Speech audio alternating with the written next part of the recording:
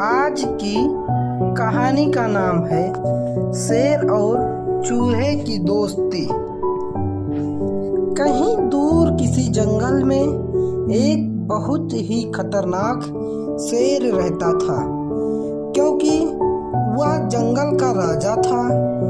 इसलिए वह कभी भी किसी को भी मारकर खा जाता था।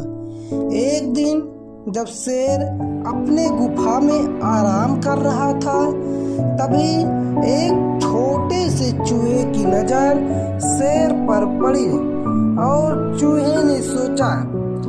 चूहा बोलता है, अरे वह इतना बड़ा शरीर, इतने बड़े बड़े पंजे, इनके तो दांत भी बहुत नुकीले हैं। इस शेर राजा जी का तो कोई मुकाबला नहीं कर सकता।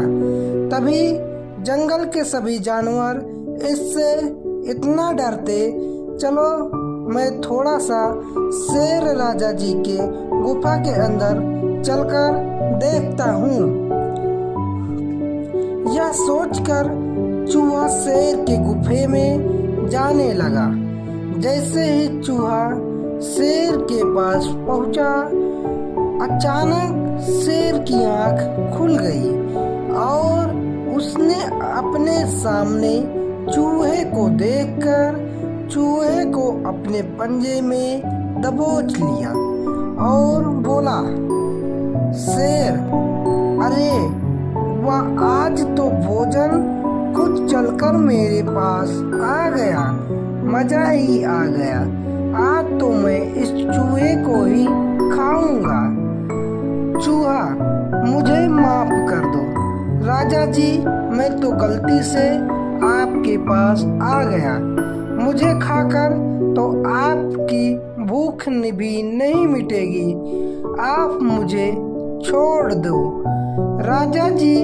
हो सकता है कि मैं आपके काम भी आ जाऊं। चूहे की यह बात सुनकर शेर राजा जी के मन में दया आ गई और उसने चूहे से कहा, हाँ ठीक है, वैसे भी आज मेरा पेट बहुत भरा हुआ है। जाओ, मैं आज तुम्हें छोड़ता हूँ, लेकिन दोबारा ऐसी गलती मत करना, ठीक है?